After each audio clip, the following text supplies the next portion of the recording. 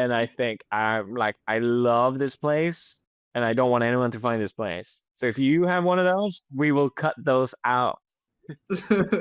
No, we'll gatekeep the good spots. I got to gatekeep some spots. Let me have some spots. But you can have the your name stairs. Absolutely. All right. Not bad score. 10 for 10 on remembering everything too. So well played. Yeah, I guess so. All right, GG. Thanks for participating.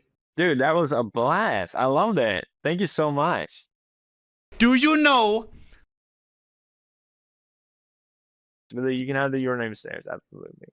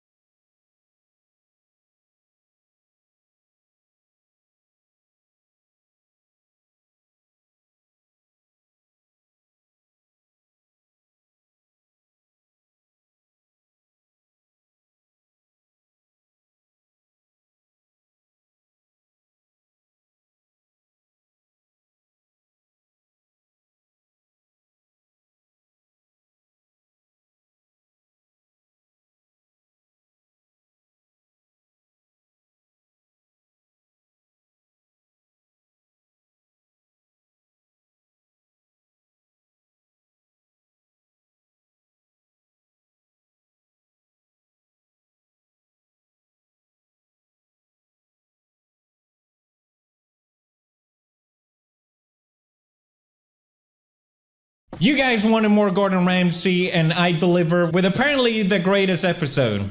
I don't know what that means. Why is my face burning? Ah! God damn. I don't know what I was thinking looking into it. Anyway, let's watch. An upscale Phoenix suburb. It's also home to Amy's Baking Company. Amy's Baking Company. I've actually heard about this episode. I never watched it, so my expectations very high. Sammy and Amy Buzaglo. She looks absolutely terrifying. It was at a very early age that I discovered I had a real, true passion and talent for anything having to do with the culinary arts. Then why are you on this show? You're on Kitchen Nightmares. Explain yourself. So in 2006, Sammy invested over $1 million into this restaurant to make my dream come true. Can I open? Yeah, we are ready. Never open a restaurant. That's the only thing I've learned from Gordon Ramsay Nightmares. And kitchens are disgusting. Approximately 2 years ago, these reviewers and these bloggers decided to make up lies and say that they ate the food and it was disgusting. These so-called customers decided to rate my... What? All right, so she's immediately not taking accountability. This should be interesting when Gordon appears. They're just haters. Haters! Do you think people go to your restaurants just to write bad reviews? No, they have a bad time. There's a lot of things that are wrong with the food that she just doesn't realize. Too garlicky, too buttery, too sweet, not cooked enough, too overdone. That doesn't work for me. If anyone tell me that my wife's food is no good, I just tell him to leave the restaurant. I don't want him and don't come back. Hell yeah, level 600 simp over here. Okay. Yeah. Is your first time? Last time. And last time, don't come back, madam. Not only do they lash out and swear at customers, I will go tell them to f off if my husband doesn't. but they take it one step further and retaliate against them. I hope he eats it, and I just made it really spicy for him. This is off for a great start. She's making food that she hopes hurt people. She's a witch. 1 second, she's like a nice little Care Bear. Thank you so much. I love you. You're such a good girl. And the next second, she's like Cruella de Vil. I'm stopping all the food. No, I'm not, wait, no, Amy, I'm not you're making anything finished. else. No. Yeah, it just registered. Wait, it says baking company, but they're selling pizzas? And unfortunately, the majority of the people in Arizona think that if you come to our restaurant, that we're going to yell at you, scream at you, and throw you outside. And that is not who we are. Go on, yalla. Keep walking, Mr. Keep walking. Chef Ramsay's coming. Well, it doesn't seem like it so far, but I'm willing to remain open and unbiased for Amy here. She seemed lovely. Let's get the man in here. A day before. It starts a day before. We're waiting on one pizza. Do you understand? You serve. Go, Jesus Christ! You are like this. Go out. No. Yeah, I fucking you. Sammy, call the police. Shut up, police. It will, don't worry. Are they for real? Fuck you. Kidding me right now? No, I'm kidding. I'm fuck you. Not kidding you. I fuck you. Call the police. Pay the money. Call the police! He hasn't even started yet.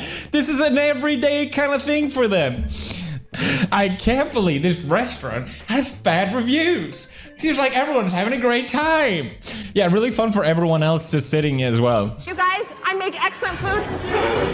You motherfuckers, you think that you can come in here and say these things? Are you kidding me? This is ridiculous. I've never seen anything like this before.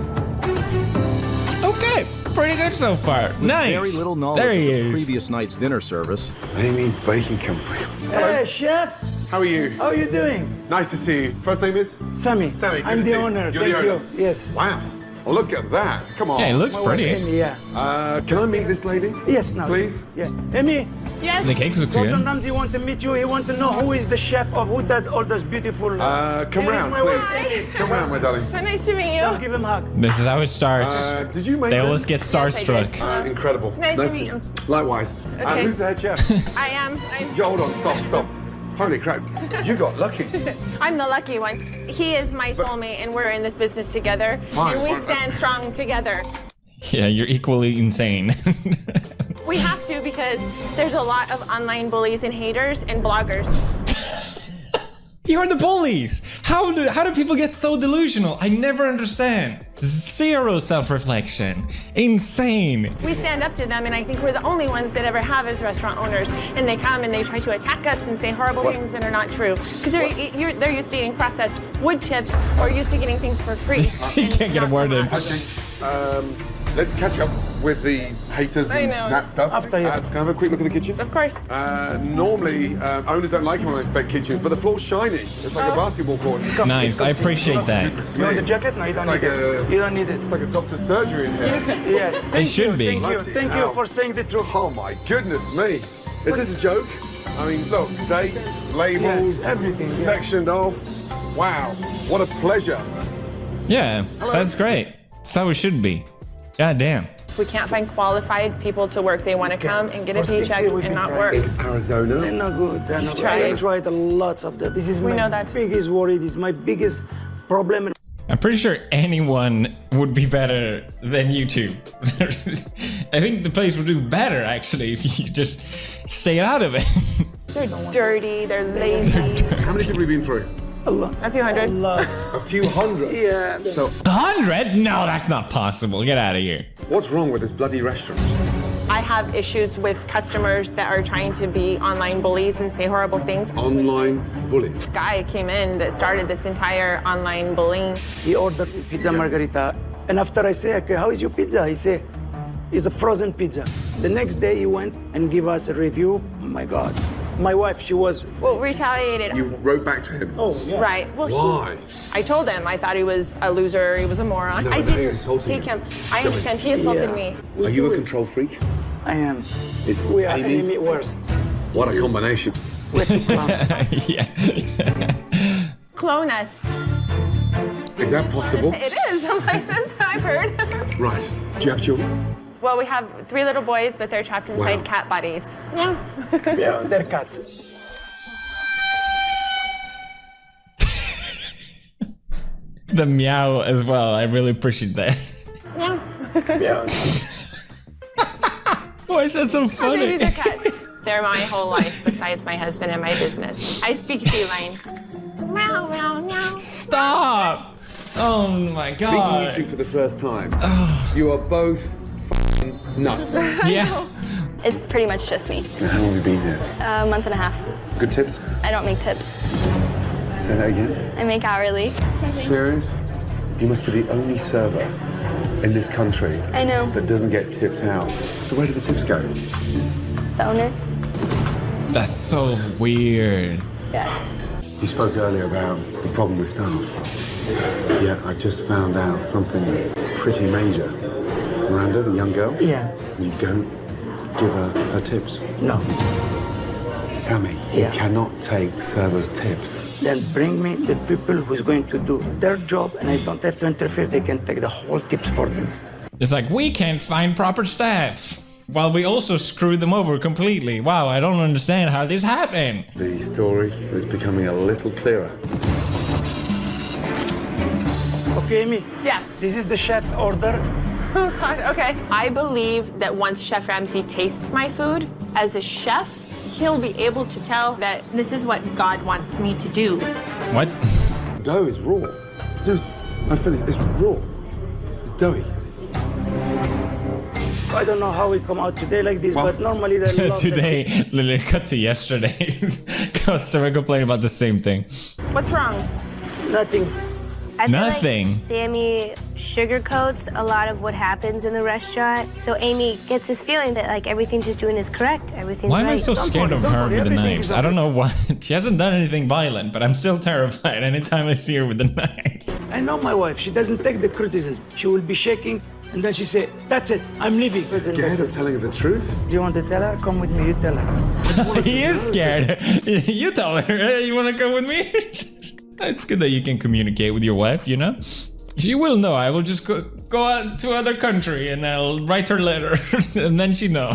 75 minutes in, and so far, I've had an undercooked pizza. This is the reason I never like going to restaurants in UK, because it'll always take like an hour and I'm like, what's the point? You waste my goddamn time. I wouldn't say like all Japanese food are like the best ever, but at least you always get it at a reasonable time, and I think that matters to me so much more. Is that just me? I ain't got an hour just to sit and have lunch. No, I'm a busy man and I get hungry and a little cranky. Give me the food now. And then I gotta wait for them to give me the bill. What's up with that? I have a lot of nerve calling this a blue ribbon burger. Well, I don't even know what the that is, but yes, that looks terrible. You're right. Medium rare, it's not.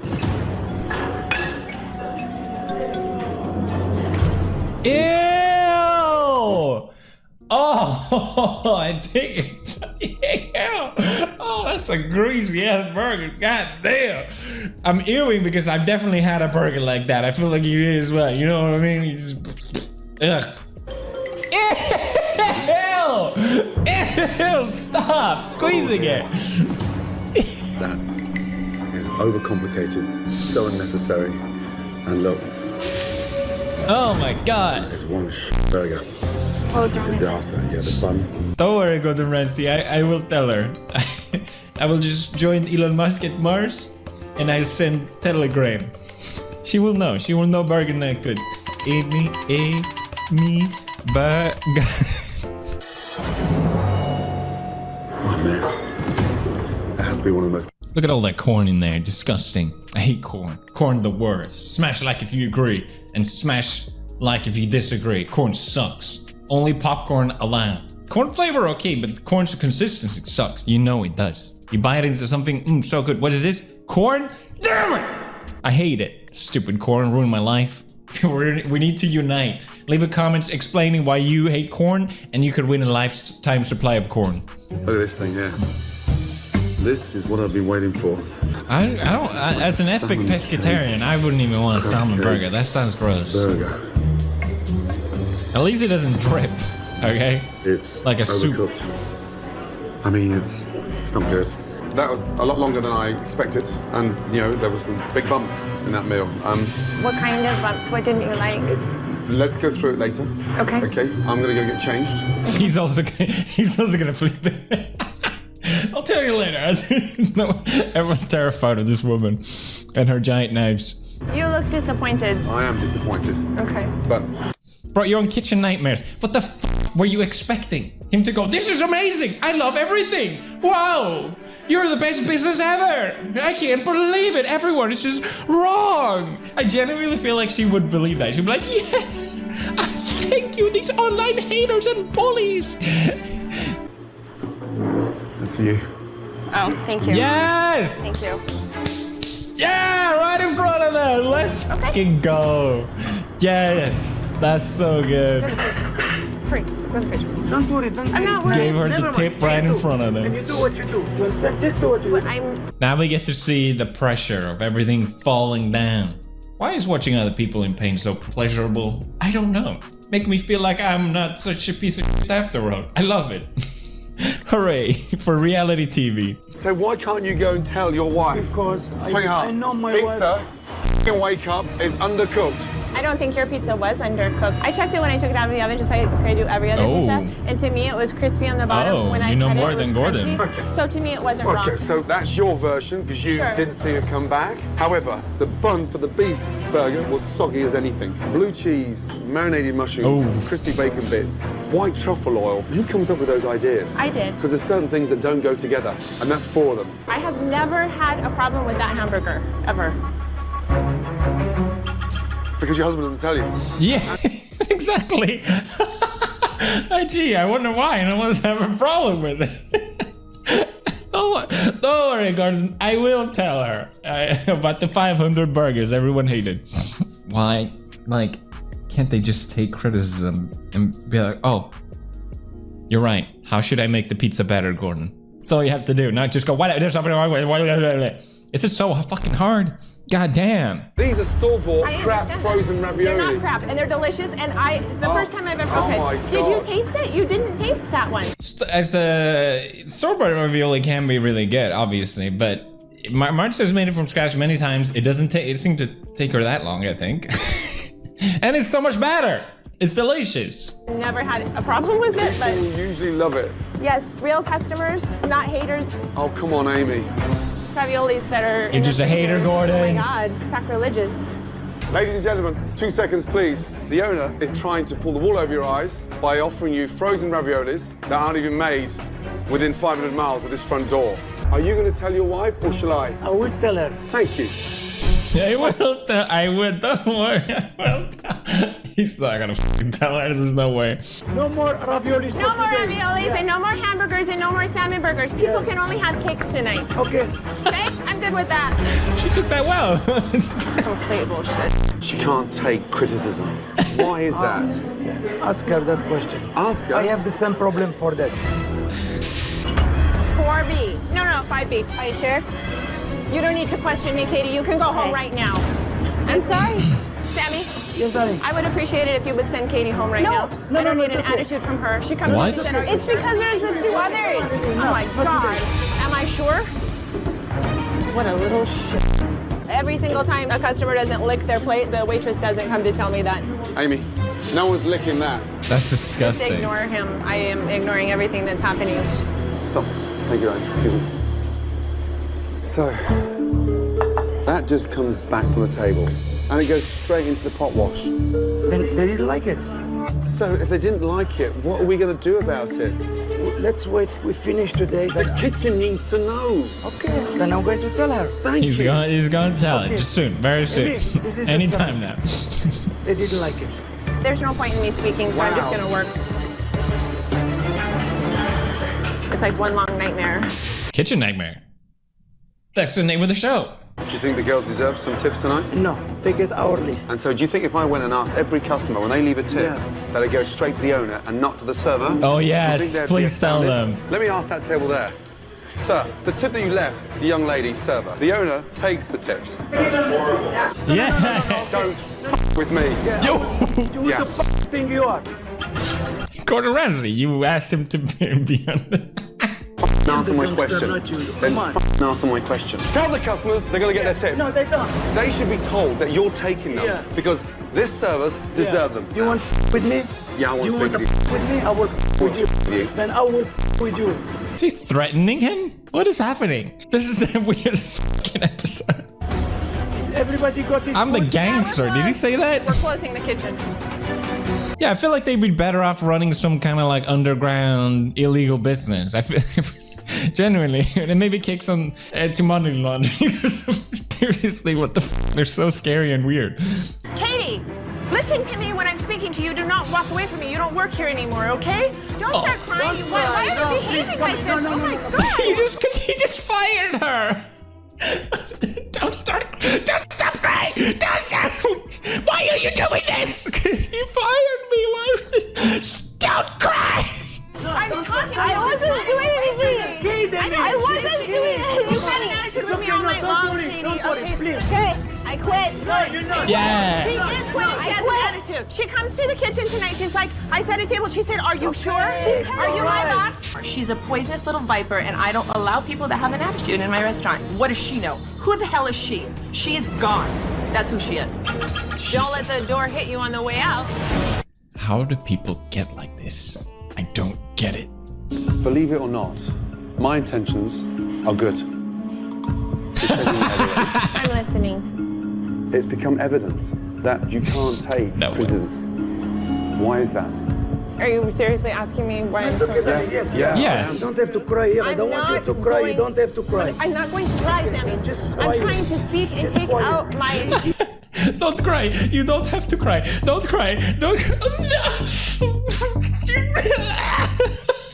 Oh my God, you ain't Let me talk. I know that, but you're not listening to me. I know what you. I listen to you. We listen to you. I'm when trying we- to- I he tell asked you me a exactly question. what I know. I think they're pretty good at do communicating. Normally is good. Tomorrow, I want you open-minded. Okay? You as well, Sammy. Chef Ramsay has arrived with a plan to start turning around Amy's baking company. Oh, what? But with Amy and Sammy not at the restaurant, he takes the time to meet with former staff members that have reached out to him. Good to They see have you. a support group. Henry, nice to see you. First of all, Sammy told me that he didn't like people who went to culinary school because he didn't think that we knew anything. And when I started, I was only allowed to pour water glasses and set them at the table. So I worked up front for a few months and basically had to beg my way back into the kitchen. unbelievable. Henry. He was always in a bad mood, no matter what. He made me wash his car one day. What? That was the most ridiculous thing I've ever done for him. They were always yelling at each other. Made him wash his fucking car. Hey, Simon, could you? What the fuck? It's just that they don't really know how to manage a restaurant. I don't know what it is, but they both think that like the whole world is out to get them. Who would have thought people with no experience to run a restaurant doesn't know how to run? I'm disappointed. Okay. But Are you my boss? They're pretty good at communicating. Normally is good. tomorrow, People with no experience to run a restaurant doesn't know how to run a restaurant. I can't believe it. wish me good luck. I need it. Yeah, good luck Absolutely, with good luck. Hope we can Why help the him. f is the place closed? Wow. It gets worse. Morning. Good morning. Morning, Sammy. Today is a new day. You said the salmon burger was dry, but it was wet. Is it dry or is it wet? Which one is it? One I'm at a so time. confused. No, you're confused. I'm not confused when we're talking about food.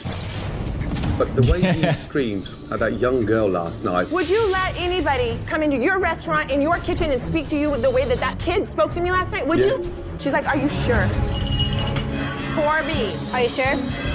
You don't need to question me, Katie. You can go home right now. That was it to fire her? God damn. Over-exaggerating again. All right, But you'll okay. blame her and you'll blame the customers. But customers were waiting for the food through your husband's mistake. I met Jessica and Henry this morning, and I got told some awful things. Like what? The way you They're treat haters. staff. They're bullies. They have to clean cars in the middle of service because the boss wants his car cleaned. And then witnessing over 50 staff being fired in that short period of time. Really? 50 staff. 50 staff. You're saying that I have fired 50 staff since Both Jessica of you. was here. You're saying that? I am. Can you prove that to me? Well, you said prior that you've hired 100 staff, so I think firing 50 it's not that unreasonable a claim. She was wrong. 100 or even more than 100. Not only 50. Yeah, So the 100. stats are actually worse than Yeah. she told me. Yes, it's worse. Yes. Tell me why that, 'cause I No, don't no, think yes, she it knows. is. It is. I need a drink of water, excuse drink me. water. You're gonna run off again? Yesterday I didn't even eat or drink, and I have to drink water. Jesus Christ, are you gonna attack me for wanting to drink some water too? My God, I don't even know why we came back here. I'm going home. I'm just gonna drink water. You're gonna attack me for drinking water. I'm just gonna breathe in and out. Are you gonna attack me for that as well? I'm just gonna leave. I've had enough. And come here to be abused. She in my really own speaks to restaurant. herself a lot. That's concerning. Just cool down. I mean, All we've done, all that's happened is we have been attacked. Attacked. Attacked. Why are you behaving like this? Because I'm insulted. You verbally insulted me yesterday, and I held my told you tongue the out of truth. class. I didn't tell you the truth. That That was class yesterday? All right. Can I show you reviews? Hundreds of reviews no. that are excellent that Oh, we no. didn't write that Not are the from real bullies on the customers. internet again. No, good reviews, real customers that have supported us for Look 6 at the way years. look at the way. You're attacking my business Attacking. and my life. This is I'm all telling I you the do is problems. live this life every day. You're not telling me the problems. You are saying I'm delusional, I'm this, I'm this, I'm this. Can we talk about what we came here to speak about, please? Yeah, let them finish. Yeah, I want them to You finish told me on to be what you honest say. I am always about honest. the problems that you've had, that you cannot talk to your wife, and the issues that she can't take criticism before I met That's her. fine. I have no problem saying that. That's I have a fine. feeling this is gonna go down here real I fast. think you're too far gone. Okay, then let's end the show. You think I'm too far gone? There's no hope. Yalla, yalla. It's Christmas. Let's go home. It's Christmas? Let's go home? What is that? I can't help people that can't help themselves. And it's not normal for a restaurant to go through that many staff. It's not normal for a kitchen that small to have 65 items on the menu. And it's not normal for the level of animosity that you've built inside this restaurant and outside. You have the right to run the business the way you want to run your business. I have the right to do the right thing. And the right thing for me is Kill to get you. out of here. Oh, okay. I got that one wrong. Misread the tone, I guess. Wow. It's good. It's what you want. Yeah, of course that's what I wanted. Participate in this bullshit. Yes. I can't wait to look up this restaurant. We don't need his help. Maybe he knows that. It all has to come down. And now he's gone. He walked away. He'll go on with his life. Sammy and I will go on with our life. It's finally happened. After almost 100 kitchen nightmares, I've met 2 owners who I could not help. And it wasn't because I didn't want to. It was because they are incapable of listening. They need therapy. Kitchen therapy. Amy's Baking Company. They held on, dude. 2015. Well, that's all right. I kind of want to go there for the experience, you know? Just go there and say the say the pizza dough is soggy and just see what happens. Oh, so the problem, according to them, was the former landlord, not the TV show. Not at all. Wait, there's still fucking articles coming out about this? Okay, so after 8 years, she says she's grown and she regrets her behavior in the show. Whoa! What? Looks like she's just making cakes now. Good for her. That's clearly what she was good at. I don't need to know who makes my cakes. Great fucking episode. Thoroughly enjoyed. Great recommendation. If you guys have any others that you want me to check out, let me know in the comments. Let me know how much you hate corn, and because I just want to know. And I'll see you guys in the next one. Hey, guess today's sponsor. Wrong! NordVPN! Alright, cybersecurity trivia time. Another chance. I'm giving you one more chance. Let's say you click on a dodgy website. You end up clicking on a bad link. Your whole computer is compromised. They have everything. Everything. What do you do? Wrong! This shouldn't even happen because you should have NordVPN at all times. Idiot! Okay, one more. You connect to a public Wi-Fi network. What do you... Wrong! Use NordVPN every time you connect to public Wi-Fi network. Otherwise, you're done. Okay, one more. If you want to watch shows in other countries, Alright. Install NordVPN. With NordVPN, you get access to almost every country in the world. The internet is free. Hurrah! As it should be. Thank you, NordVPN. I kiss you. But I can't kiss you. You're a computer program. For those of you who miraculously got all the questions right, I know you're incredibly intelligent, but here's the twist. Does your grandma have NordVPN? Check her computer right now. I'll wait here. That was fast. Impressive. Cybersecurity attacks. Do you know who's most vulnerable? Old people. Help out your old people. In 1998, my grandma gave me the greatest gift of all.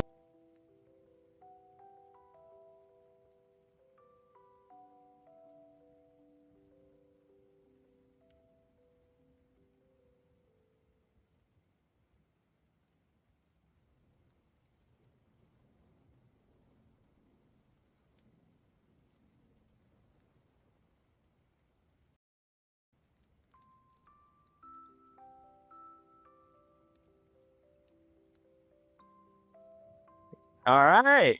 Not bad score. 10 for 10 on remembering everything too. So well played. Yeah, I guess so. All right, GG. Thank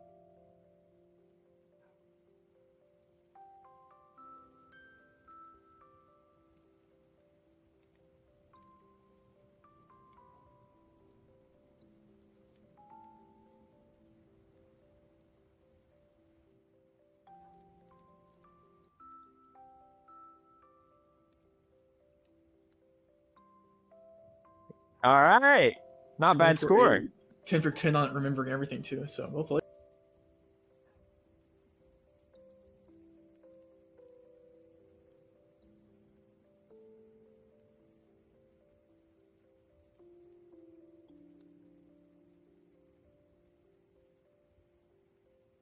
The word hate is a strong word to throw.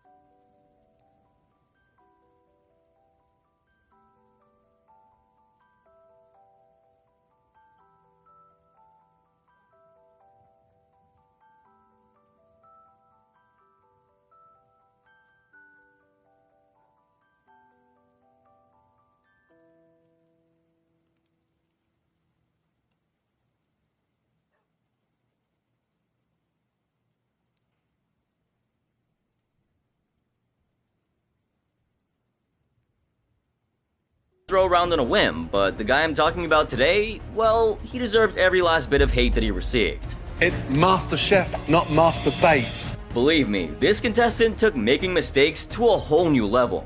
And thanks to his impeccable cough skills, he's managed to piss off the judges, all the while keeping all of us glued to our screens. Yes, I'm talking about the king of kitchen disasters, Tali Clavijo. I mean, this dude had a talent like no other. He could turn classic dishes into, well, let's just call whatever he turned them into unrecognizable and leave it at that. Just like what happened in episode 4 of season 3. You see, Felix had the advantage of choosing the style of food for everyone else to cook after winning the mystery box challenge. The judges presented their most intimidating dishes, from which Felix would have to pick one for the rest of the contestants. While Joe obviously came up with Italian risotto, Graham presented a classic New England clam chowder, and Chef Ramsay, well, any guesses? Of course, it had to be beef Wellington. And what was Felix's pick, you ask? Well, check this out. A stunning risotto. Now, you might initially think that you went for the wrong dish, but if you've seen like 15 minutes of Hell's Kitchen, you can probably guess where this is going. Fortunately for Felix, she didn't have to cook for the round, but the remaining contestants had 45 minutes to beat the elimination challenge. While none of the contestants wanted to go home over something like a risotto, Tali came up with something that had the judges questioning where his head was even at. I think Tali is kind of really out of his comfort zone. His technique is all... Yeah, definitely way out of his comfort zone. Which is why he should have chosen to play it safe instead of experimenting like that. I mean, there's certain things that never go in a bloody risotto. Cranberry's one of them. He doesn't know when to stop. Forget about the technique, Chef Ramsay had a problem even with the ingredients he went for. And believe me, there had been some serious doubts about how it was going to turn out in the end. I'm seriously concerned. He is in hot water. Once the time ran out, it was time for the judges to taste each dish and determine the bottom 3. And here comes our hero with his version of risotto. Joe is definitely the scariest judge. He's the judge to win over. Yup, Tali believed that Joe was the key to the MasterChef title, but would the tough man be impressed by his dish? Let's check it out. I made a pistachio, cranberry, cherry, and gooseberry risotto. It sounded like an interesting combination of flavors, but not one that Joe looked ready to accept. You know what it is? It's garbage is what it is. What you did on that dish is inappropriate. It's safe to say that he found it pretty off-putting and completely destroyed Tali over it. And ultimately kind of disgusting. Given Joe's description of the dish, I thought this would be Tali's last time cooking in the MasterChef kitchen, right? As for Chef Ramsay, his reaction was even worse. If that doesn't speak volumes, I don't know what will. The famous chef simply couldn't let go of how bizarre the whole combination of cranberries and gooseberries were for a risotto of all things. The nuts, the gooseberries, already just unheard of in a risotto. That is a disaster. Yeah, for me, they'd be better off in oatmeal. Anyway, after the underwhelming performance, it wasn't surprising to see Tali in the bottom 3 alongside Dave Mack and Helen. Jot this down because it's gonna be a hell of a time moving forward. After Helen was saved, the ultimate decision came down to the 2 who remained, Tali and Dave. Ramsay made it abundantly clear as to why Tali found himself so close to getting cut. Tali, you're not safe either. Chef Ramsay schooled him for trying to fool the judges with the odd combination of ingredients, but Tali was quick to defend himself. Sorry, Chef, I just didn't.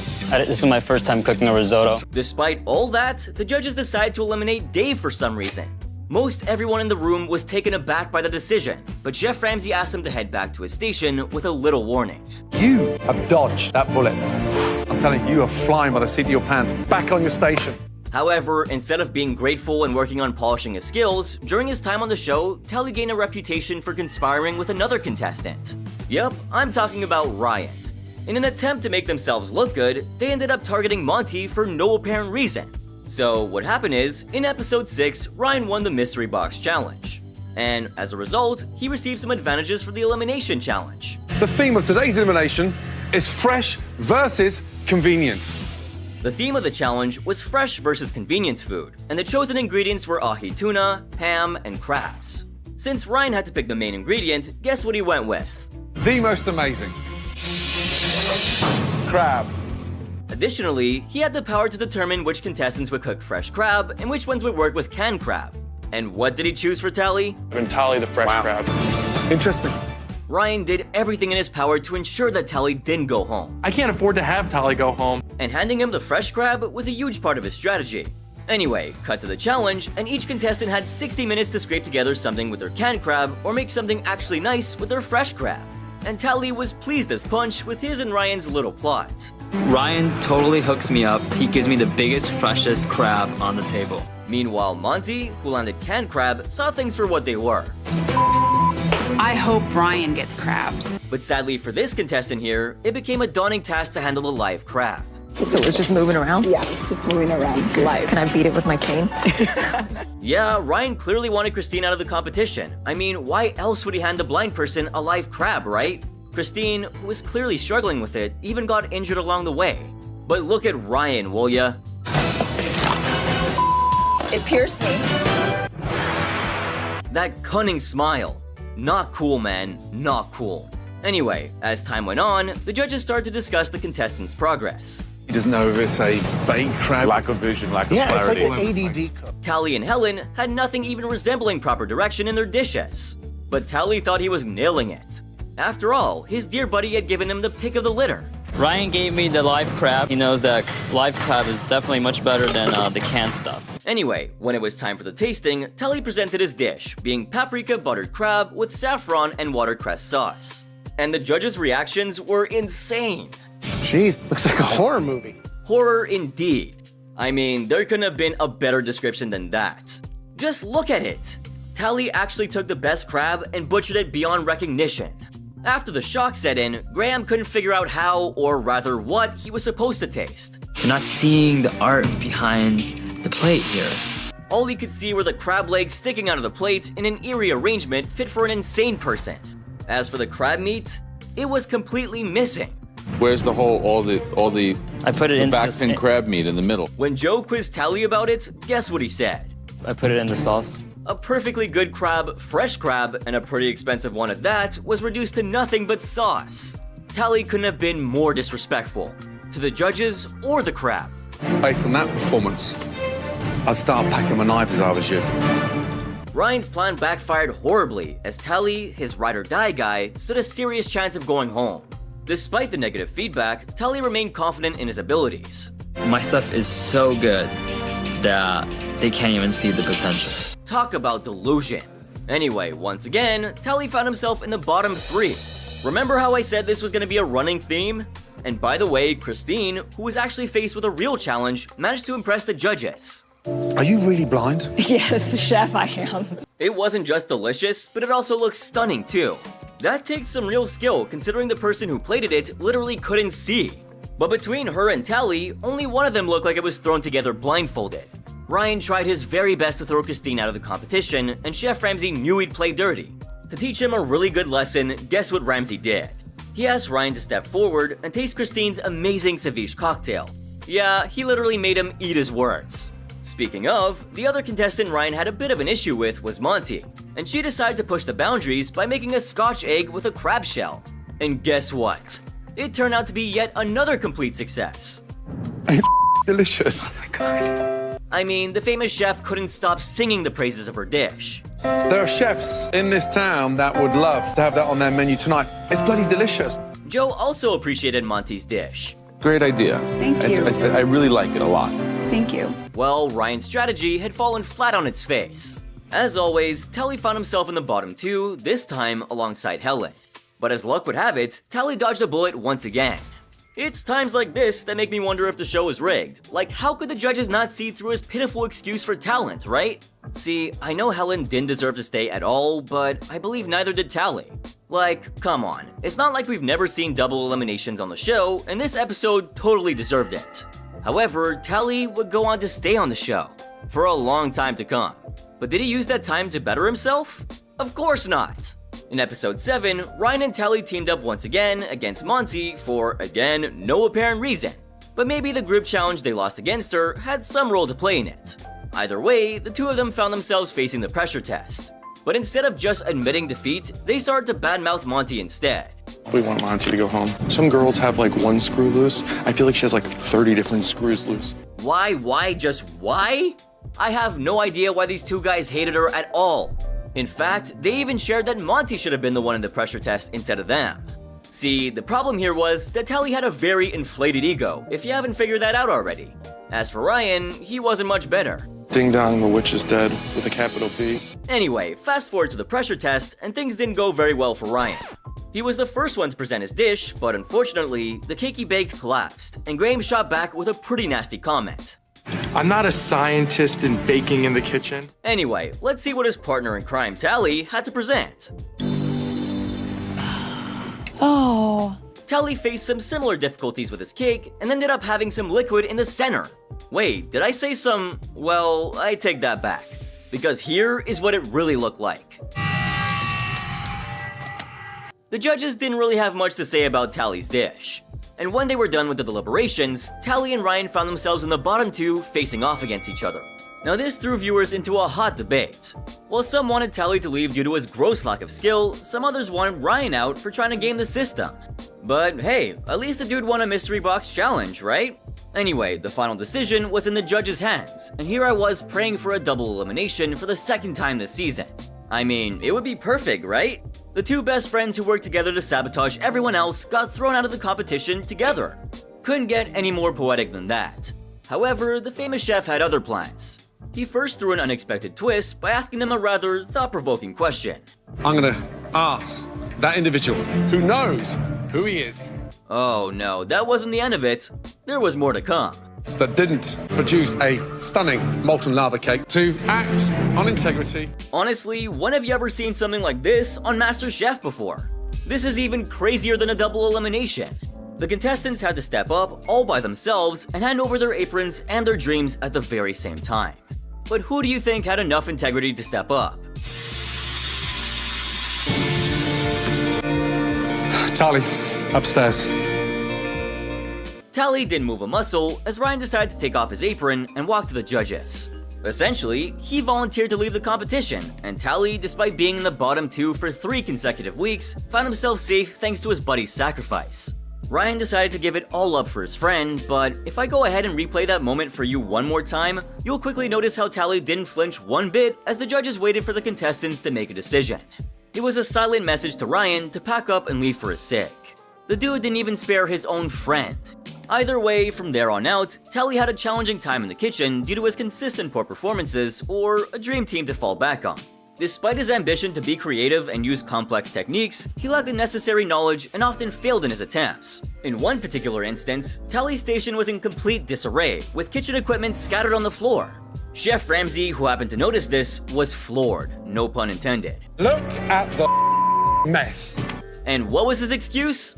Put it all in one space. It's not in one space, it's from there all the way down and all over the place. Yeah, safe to say that wasn't gonna cut it. If you were in any of our kitchens, yes, sure, you'd have been fired 6 months ago. Not gonna lie, I thought Tally would get kicked out right then and there. And then suddenly I remembered this wasn't Hell's Kitchen. Anyway, despite the chaotic scene, Tally presented a 3-cheese pizza with duck breast and creme fraiche sauce. And what do you think that went like? It's served on a bed of raw flour, right? My intention was to roll out my flatbread and get it into the oven. Yeah, just like you thought, it was a waste of everyone's time yet again. Ryan definitely stood a better chance in the competition than this poor excuse for a cook. Just look at all that raw flour. Ugh. I can't believe the judges actually dug in to taste that damn thing. Yep. Of course, the judges decided to come out swinging with some heavy criticism, especially Chef Ramsay. You work in a mess, produce a mess. I'm struggling to identify what the hell you're doing. Ultimately, Tally's downfall came from his delusions, thanks to which he struggled to recognize his flaws.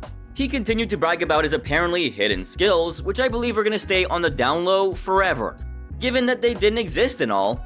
See, it's essential for aspiring chefs to have a realistic understanding of their abilities and to be receptive to constructive criticism.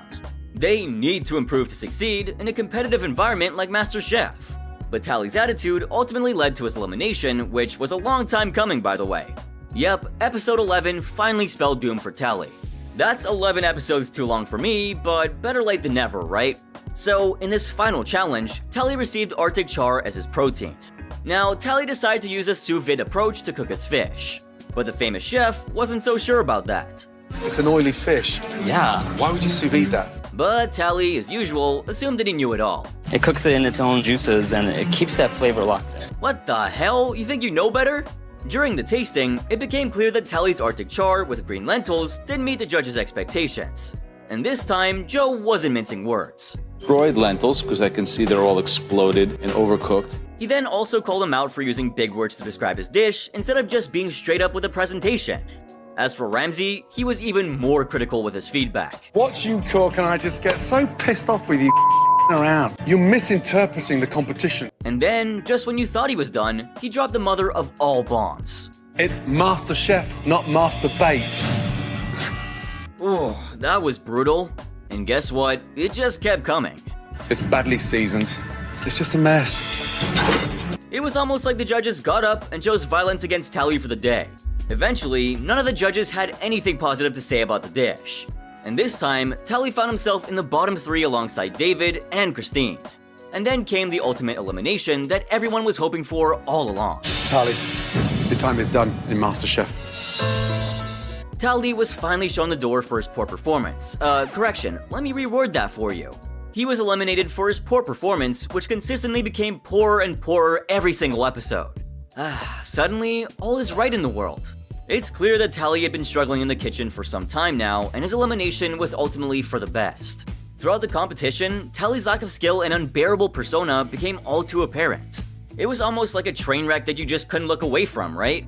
The judges, and all of us alike, were left scratching our heads at how someone could be so clueless in the kitchen and yet so full of themselves. Despite several chances to turn things around, Tally just couldn't get his act together. But hey, let's not be too harsh here.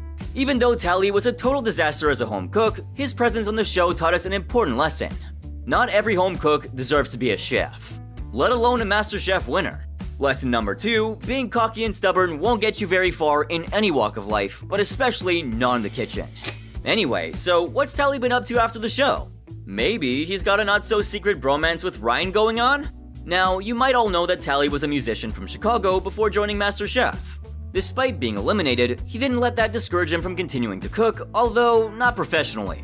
In his professional career, Tally had experience as a recruiter for tech startup companies.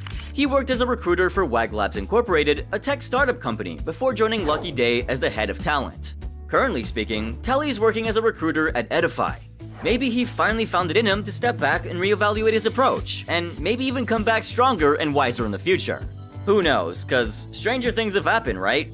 So, do you think Tally deserves the crown of the worst chef that's ever been on MasterChef, or did I miss the real king or queen of the losers? Make sure to let me know in the comments section down below, or you could also leave me a message on my social media pages. And as usual, don't forget to drop a like, subscribe, and turn on my post notifications. Plus, hey, if you thought this video was crazy, then wait till you see this next one right here, since it's even crazier.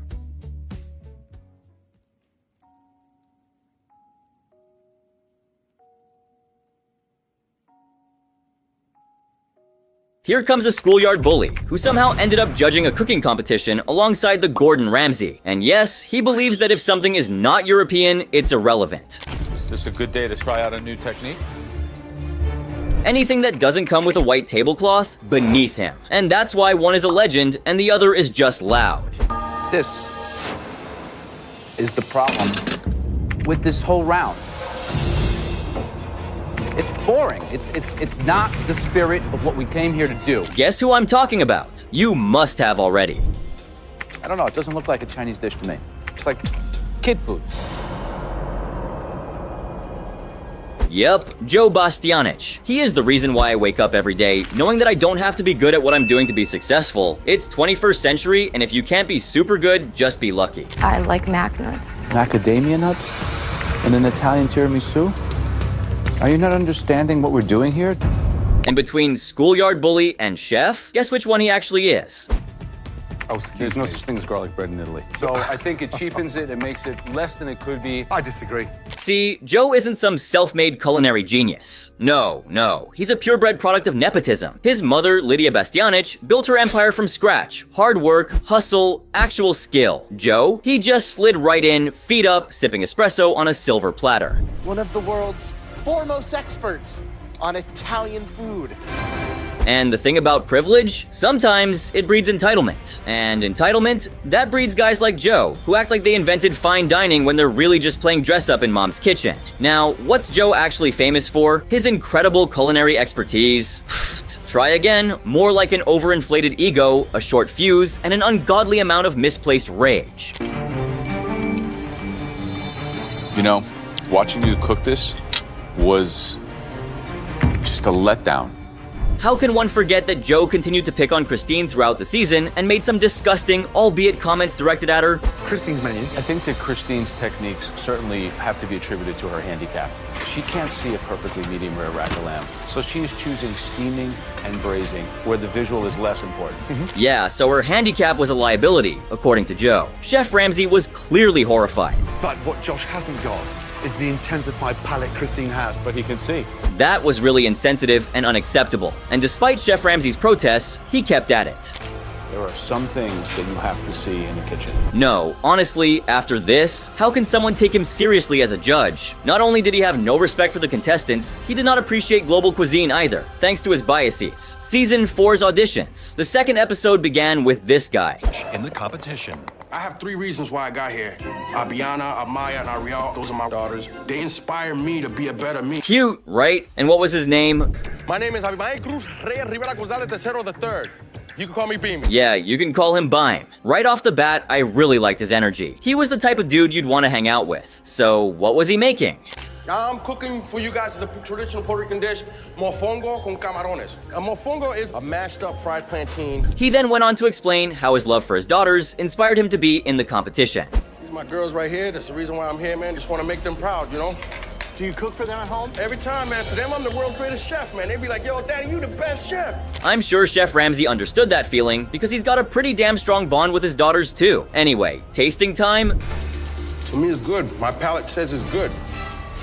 I like confidence. Then Graham came along, took a bite, and asked a question. You win this title and everything else, it means so much to you, but what's it gonna mean to them? You're gonna be able to not see them for weeks? It's understandable. He broke down at the thought of being away from his kids for long. Better me for them is the path I'm on, man. You know, I just want to make them proud, you know, and I don't even like opening up like this, but they did. But Joe was out here spitting stuff you'd find on one of those Tate-inspired podcasts.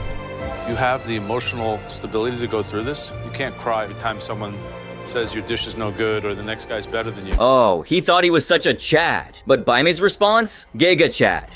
I'm your future rival. You might not believe it, but I'm your future rival, man.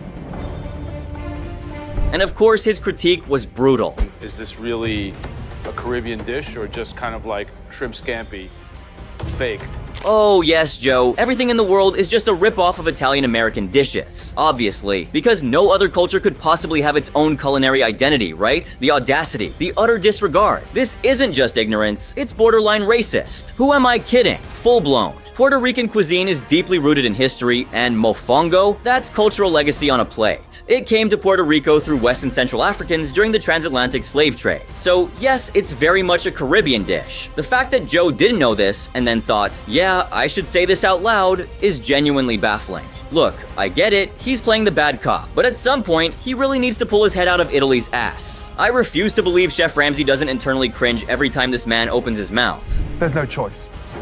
Joe, this is the single greatest day of your life. See what I mean? You see it too, right? And obviously, back to the auditions, Joe gave Bime a no because, well... This is the problem with this whole round. Then how do you live with yourself, bro? Come on, are you even listening to yourself right now? Thankfully, Graham and Chef Ramsay gave him a big, resounding yes, and he moved forward. Now, in Season 4, Episode 4's Mystery Box Challenge, the contestants had bacon, a potato, a tomato, and some dark chocolate to work with. Bime made a humble dish, but the way he plated it, incredibly sophisticated. When you give us crap like that to eat, it gets to be almost kind of personally offensive. You understand that? Yes. The judges were floored, and it was declared one of the best dishes that night.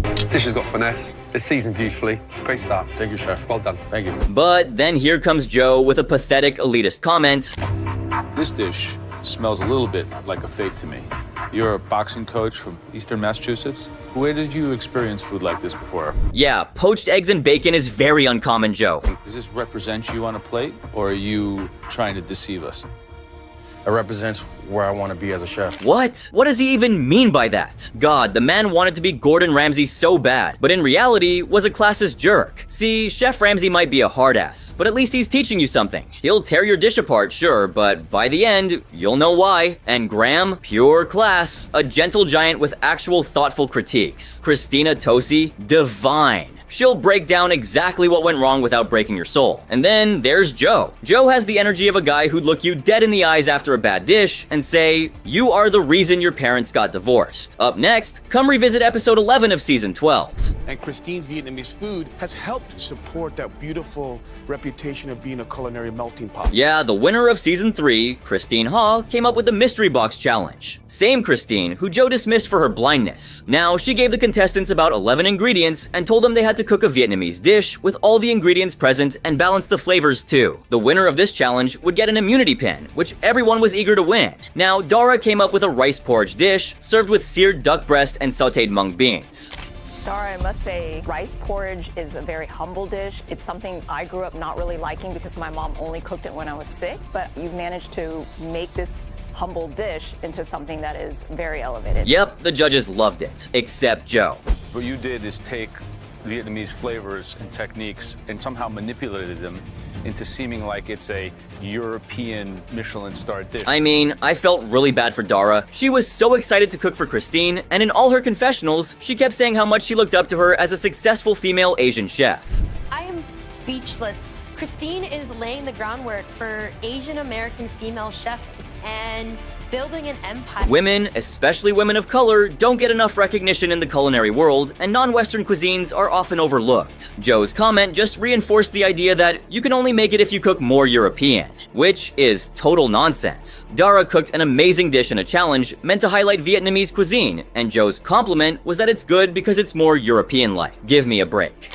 When I heard that you were doing something Asian, I was a little bit surprised, first of all, because I just don't think it's the right kind of mushroom. I cannot stand how Joe acts like European cuisine is the holy grail of refinement and difficulty. Like, has he ever watched someone hand pull noodles? That's centuries of technique, muscle memory, and pure skill. The precision, the labor, the artistry. And look, this isn't about dragging European cuisine, it's great. But the sheer disrespect of brushing off everything else? As if the rest of the world isn't out here crafting dishes that take generations to master? Unreal. These mushrooms are definitely scream something Eurocentric. You know, either French or Italian or, you know, something much more refined. This reminds me of someone who can give Joe a run for his money, though. I notice you keep pulling the Asian card. Yeah. First I did Indian, Asian, then I did Chinese, Asian, and then I did Vietnamese. Asian, again. I'm trying to go around the world. Maybe skip Asian next time.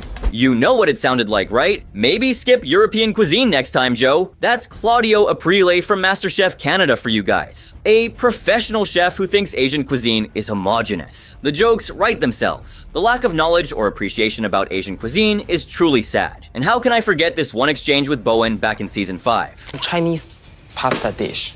There's no pasta in China. Okay, it's dumpling wrapper. Next example. Case in point, the finale of season 3. It was the ultimate showdown for the 2 finalists, as they crafted a 3-course menu with no restrictions. They could choose any ingredient and have any equipment they needed. With just 2 hours on the clock, their imagination was their only limit. Now, Josh's menu was a blend of southern flavors, featuring butter poached lobster with sweet corn grits and sweet potato puree as the starter, followed by a green curry rack of lamb for the main course, and wrapping up with a bacon pecan pie served with vanilla bean and cinnamon ice cream for dessert. On the other hand, Christine's menu was influenced by Asian cuisine. She started with a Thai vegetable salad featuring shredded green papaya as the appetizer, moved on to a main course of braised pork belly, caramelized in coconut soda and fish sauce, and finished with a refreshing coconut lime sorbet accompanied by a delicate ginger tuile cookie for dessert. Guess what Joe had to say? Let's talk about the entrees. You have starred European restaurant food versus hawker stand street food. Oof. His ignorance is mind-blowing. Asia is home to numerous Michelin-starred restaurants, including some street vendors. Of course, these aren't just the bougie, exclusive white tablecloth places he's accustomed to. You need to be listening to what we're telling you about what we're producing, because this is ridiculous. I mean, how do you judge food when you have zero respect for it? Seriously, Joe Bastianich has trashed more dishes than he's actually tasted. Just tossed them aside like they were beneath him. And this is happening in what's supposed to be the biggest cooking competition in the world? In so many cultures, food is sacred. It's not just sustenance, it's heritage, history, and even divinity. In India, food is literally offered to gods. In Japan, every grain of rice is valued. Meanwhile, here's Joe, hurling plates like a toddler rejecting veggies. And then let's talk about the waste. While millions struggle with food insecurity, this guy's out here chucking full plates like they personally offended him. The disrespect. It's not just bad behavior, it's an insult to the very thing this competition is supposed to celebrate. So, starting with Season 3, Episode 10. After winning the Mystery Box Challenge, Becky chose the pizza stone as the core utensil for the home cooks to use. David smoked some lobster using it and served it with oven-roasted potatoes and bacon. The first, most important question Joe had was this. I'm supposed to eat this? Really? Now watch carefully as he takes a spoonful of nothing. You know, he basically tasted the air. And how did that delicate mix of nitrogen and oxygen go down with the guy? Watching you cook this was just a letdown. And wait till you see the closing act. It's the most important dish of your life, guys. You see this? This is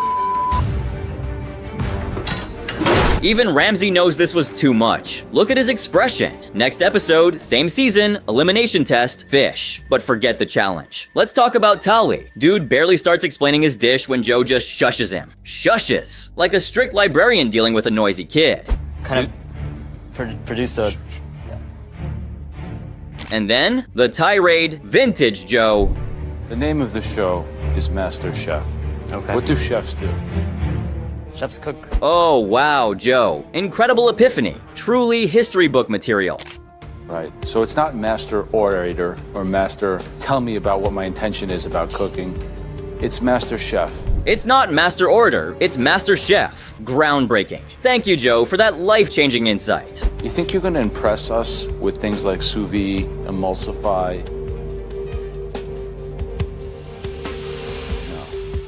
Now look, Tali is delusional, I don't blame anyone for roasting him. But Joe? The tough guy act is so forced it's painful. Like, who is this for? And of course, his catchphrase. This is a waste of my time. Ah yes, because Joe Bastianich is here out of the sheer goodness of his heart. Just a selfless man taking time from his busy schedule to hone these chefs' talents. Out of pure generosity. This is a serious cooking competition with a serious prize. Don't come in here and waste our time. Moving on to the pressure test of Season 1, Episode 8. Sheetal plated up cayenne shrimp with a sweet and savory sauce. And Joe? The only thing he liked was the plate it was sitting on. And of course, he said it in that signature tone of smugness without any sort of constructive feedback. What I can say that's good is that you chose a nice plate to put it in. Then came Slim with her passion fruit fondue, which, let's be real, was a train wreck. Hands down, worst dish of the night. No competition. If we were on a date and you cooked that dish for me, I'd go to the bathroom and you'd never see me again. I'd bolt out the door. But somehow, Joe took this personally, like she had just offended his ancestors. The man looked offended that this dish even dared exist. This is like a buffet gone bad. Go back to your station. I'm not tasting this crap. You guys have to, at this point in the competition, you need to be listening to what we're telling you about what we're producing because this is ridiculous. And when it came time to send someone home, well, what do you think happened? If I had to give you another hour, what would you make? I would actually make the same sauce, but with much less ginger than I did before. Of course, she was the one eliminated. But the way Joe shut it down, brutal. No hesitation, no mercy, no grace. You don't get it. You should have changed it completely. There was no fixing that dish. The fact that you would recreate and modify that same dish Without instills no strawberries. confidence in us. I mean, that is really not the answer we were looking for. Damn. Now, let's talk about one of the most divisive moments in MasterChef history. Season 4, Episode 9. This is about a pound of flour. You make a well here. There's 4 whole eggs and 5 egg yolks. Elimination test, Agnolotti. Joe's mom, Lydia, gives a demo. Howard, being honest, admits he doesn't make a lot of Italian food.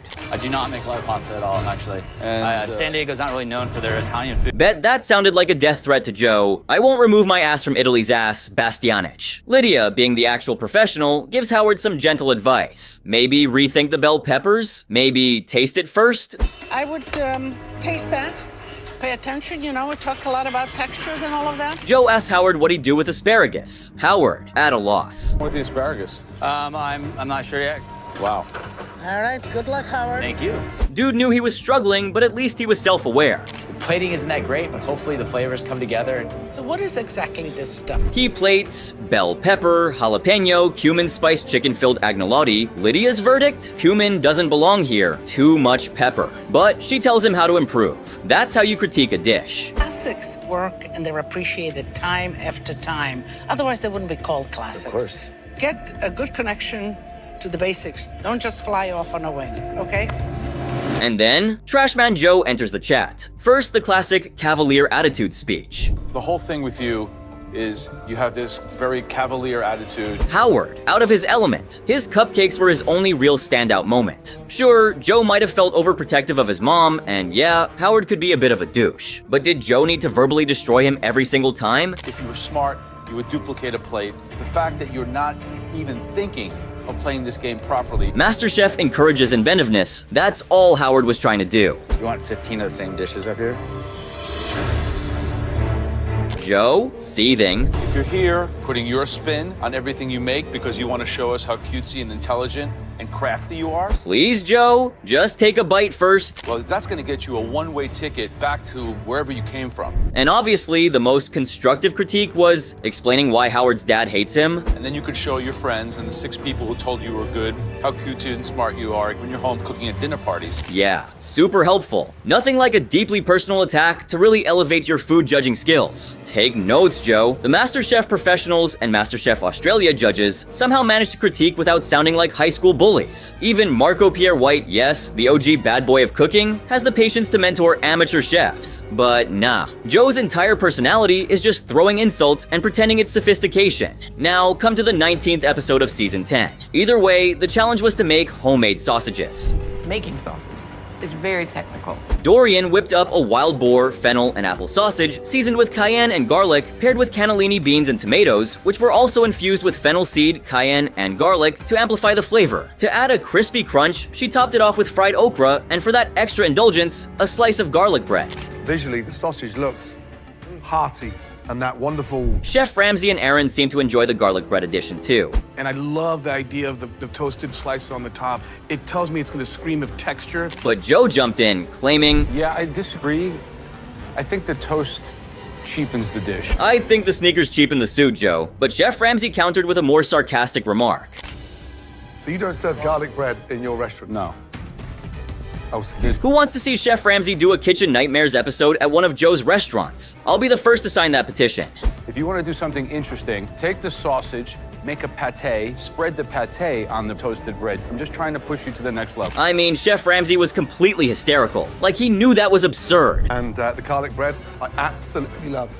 I'm glad you love it. Love the garlic bread because you can sup up all that juicy bean and... Love the way Chef Ramsay looked directly at Joe before saying how much he appreciated the garlic bread. He's not saying he's a snob for not liking garlic bread. Like a bite of garlic bread? That's the kind of restaurants you guys go to. Would you like a bite? No, I don't want any garlic bread. You're such a snob. He's saying he's a snob for not even trying it just because he believes it has no place in an Italian dish. Now let's get to know the man beyond MasterChef. In 2017, Eater dropped a bombshell. Mario Batali and Joe Bastianich fostered a boys' club culture of misconduct at restaurants. For context, Batali was Joe's business partner, and according to Eater's investigation, their restaurants were a toxic playground of humiliation, lewd comments, groping, and sexual harassment, targeting both male and female employees. The misconduct spanned 15 years, and instead of firing offenders, the company often promoted them. So, speaking up, not exactly encouraged. The celebrity chef and Bastianich will have to pay a $600,000 settlement to at least 20 former employees. Now, Joe, he pulled the I had no idea card, claiming he never saw Batali grope anyone and only found out about the misconduct when it hit the media. Right. But let's rewind. Joe and Batali had been partners since 1998. Joe literally wrote about their close bond in his book, Restaurant Man.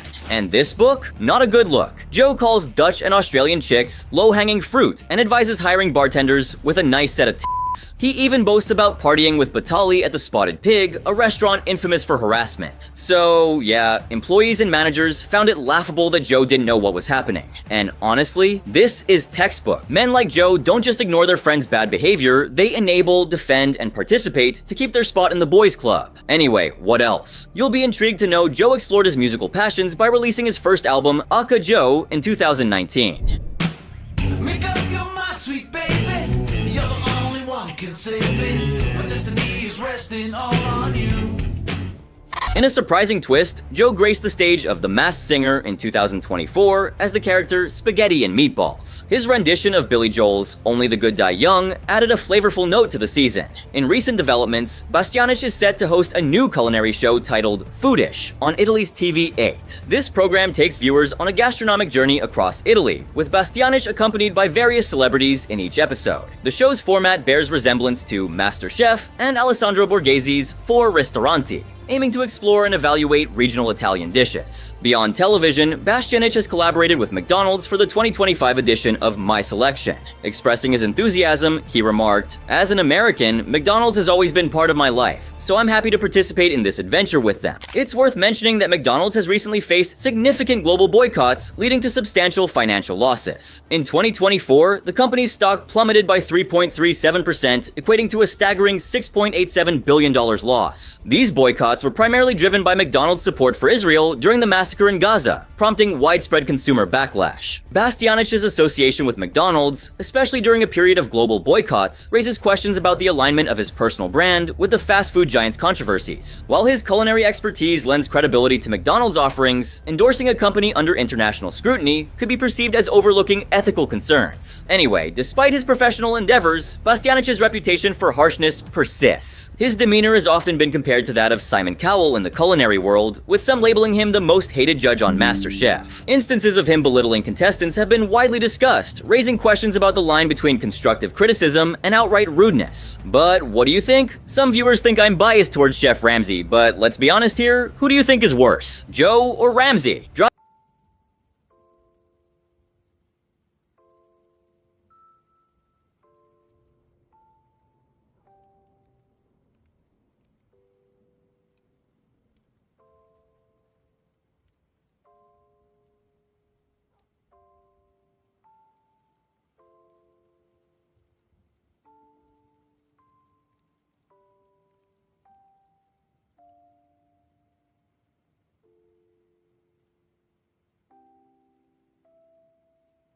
What's up, everyone? Gordon Ramsay time. This is a must-watch. It's literally insane. I'll be the judge. Abby and her best friend Rico bought a restaurant called Down City, smack in the center of town. Rico and Okay, I so he were can't be on the banned. beach one day. You got the location. And I told him that I was interested in buying Down City, and he said, I want to own a restaurant too. The romantic feeling of owning a restaurant. Everyone wants it. Spending a lot of money in restaurants, eating and drinking, and I figured why not give myself the money instead. Flawless logic, yes. He has a full-time day job, and my job is to take care of everything in this restaurant. And I was putting 100% of my faith in Abby. But at this point... Let me guess, she didn't have any experience working as a restaurant manager, and therefore it all went to shit. I think it's a beautiful restaurant. I think our menu is creative, and the food is good. Corn! You see that? Go back. Stop that. Who would eat that? Just burn down these restaurants immediately. What the hell is that? Meatballs? No, those are falafels. Whatever, it looks weird. She doesn't want to admit that she's part of the problem. Just give him, no, let me do it. Abby acts like Whatever, don't argue. Cruella de Vil. She's like Cruella de Vil. Abby is a complete psycho. Can you imagine your employees talking about you like that? Say, you better say nice things. There's no consistency to it. It's just... Thank you. It did look a little mushy, didn't it? Maybe just Abby saying it's great does not make it great. That's how the plate is prepared. Oh my god, they served that! Jesus Christ! Kind of looks like the one pizza I did in that one video, I'm not gonna lie. But still, that's disgusting. And now, it's time for a quick break from all the excitement and adventure. You know, when you're on the go, it's important to keep your energy levels up. And that's where G Fuel comes in. As a gamer and a content creator, I rely on G Fuel to keep me fueled and focused throughout the day. Whether I'm playing my favorite games or creating videos, G Fuel gives me the energy I need to perform at best. That's why I'm proud to be sponsored by G Fuel, the best gaming energy drink on the market. So if you're looking for a delicious and healthy way to stay energized, be sure to check out G Fuel. Now let's get back to the adventure. Actually, I'm not done, sorry. Thank you though. I couldn't have phrased it better myself. Right now there's a BOGO sale. BOGO? Are you bogus? You buy one, you get one. Boom. One of these flavors you can get is mine. You're welcome. This offer will last up until Valentine's Day, so take advantage of this. You get one for free. They got Pink Drip Remastered. It tastes like pink stardust. We got Hype Sauce, Raspberry Lemonade. Sonic Peach Rings. I really like this one. I recommend getting mine and Sonic. But Tiger's Blood is also very good. The Boys is amazing. And Rick and Morty's Portal Fluid. It's a great way to try out some new flavors, which is the fun of G Fuel in my opinion. There's just an infinite amount. And then you always have, you know, your fan favorites to rely on. No code required. Just use the link in the description. Highly recommend it. Thank you, G Fuel. Thank you, G Fuel. They hate the chicken paillards. What? Nobody can say anything about the menu because it's her menu. She takes it personally. Maybe they're not the right decisions, but they're my decisions. I have to. Yeah, and they're wrong, so stop it. They're not the right decision. She knows that at least. And I will not listen to anyone else. Hello. Wow, Chef Ramsay. How are you? Welcome to Down City. Nice to meet you. Likewise, my pleasure. And your first name is? Abby. Abby, good to see you. And Is Abby gonna fangirl like every girl so far that I watched on this show? Oh my god, it's Chef Ramsay. I love him. And on a scale of 1 to 10, mark the food. What would you say? Where are we? It's a 10. Wow. Wow. Yeah. Perfect. I'm starving because the room service next door was shocking. Why do they have to fool themselves? Like, it's a 10. It's not a fucking 10. What do you mean it was shocking? There's a little hotel next door, a little boutique hotel. We do the room service for that hotel. What was the problem? Honestly, Yeah. that was embarrassing. Why? What did you have? This pissy, grainy soup that was stone cold. Hold on, it gets worse. Crab cakes that were stone cold in the center. It was just like this ball of mush. Disgusting. Disgusting. Disgusting. Whoa. I was like, oh damn, he went there. He just really went there. That's impossible.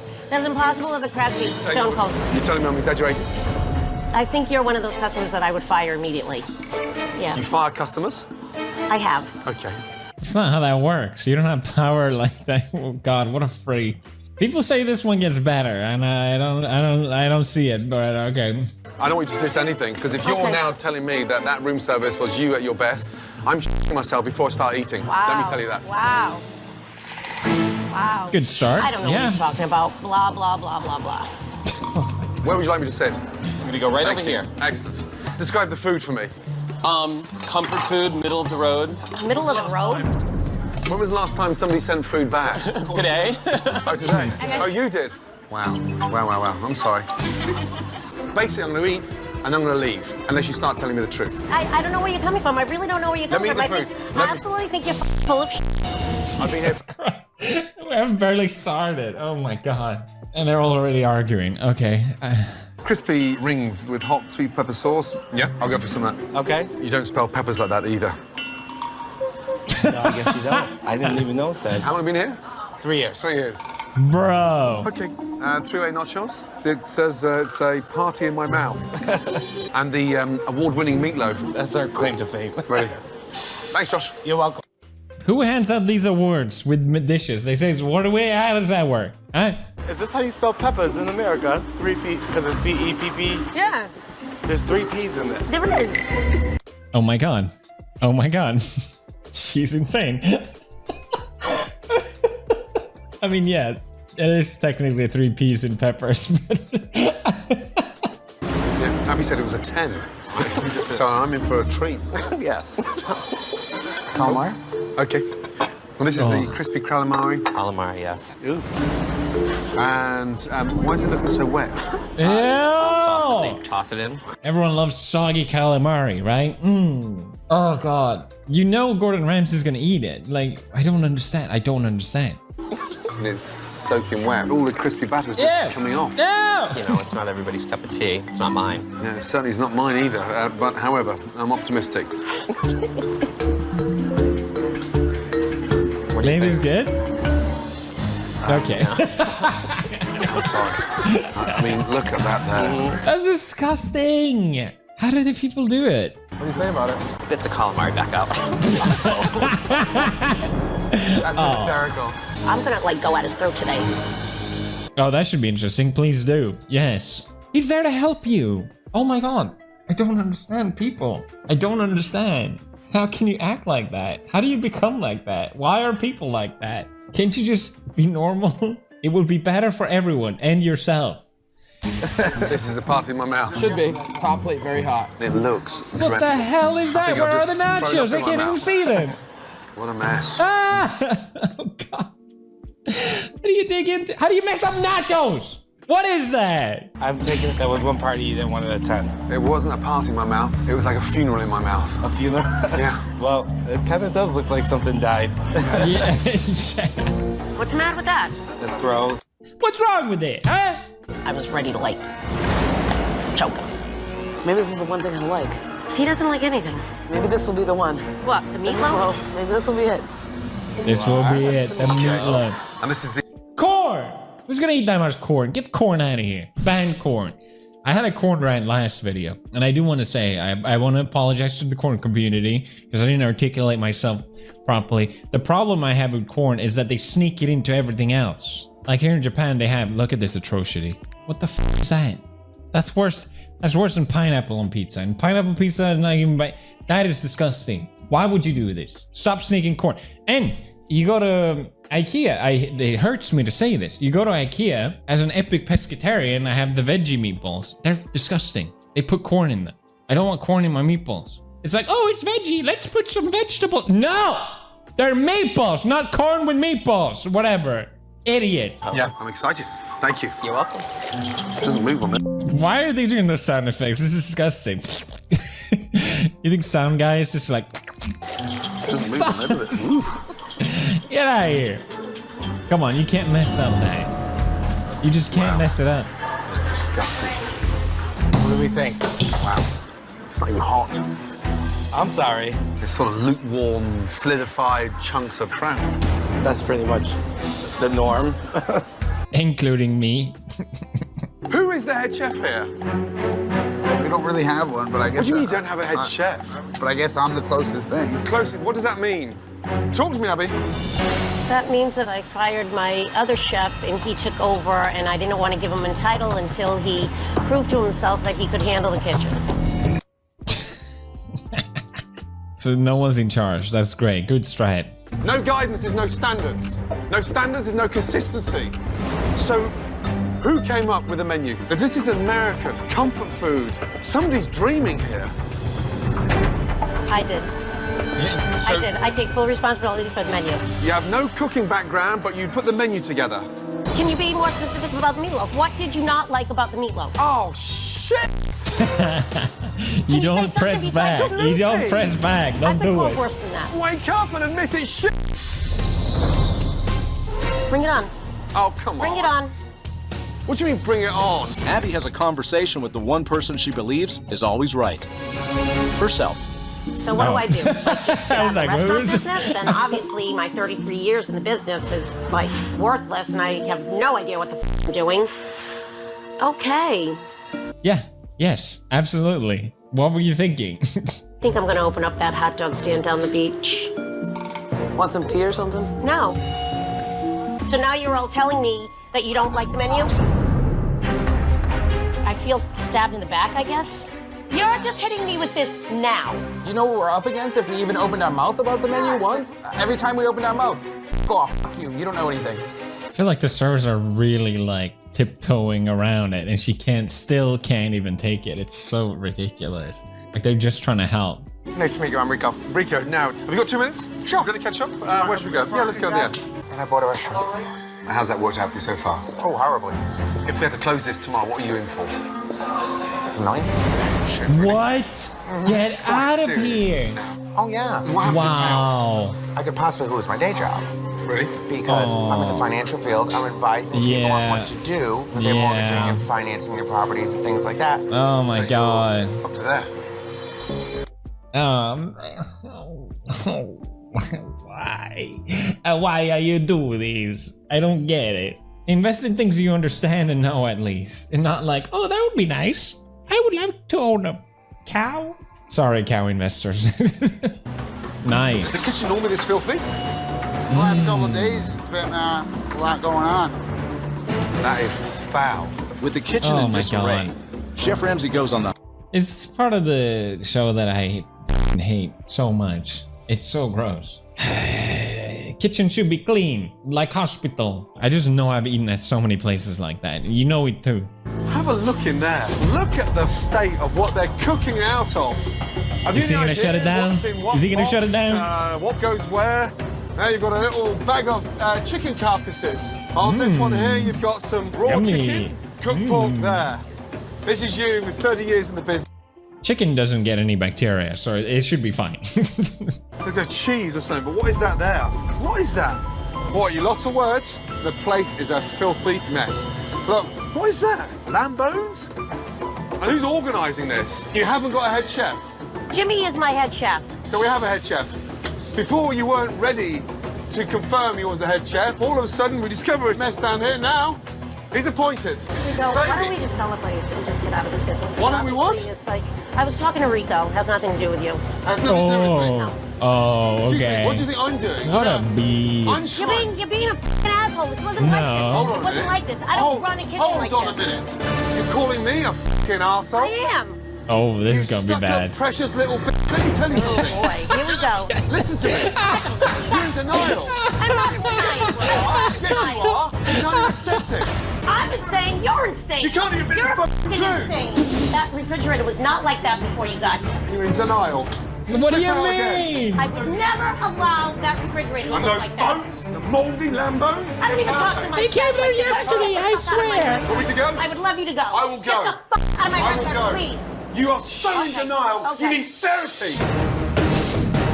You're a disgrace to this. I have never seen him go that hard. I mean, good, because f her. Jesus. Is this another Amy's Kitchen scene where he can't finish? Ramsay, please come back. Ramsay, please. I apologize. Hey guys, I need some privacy, please.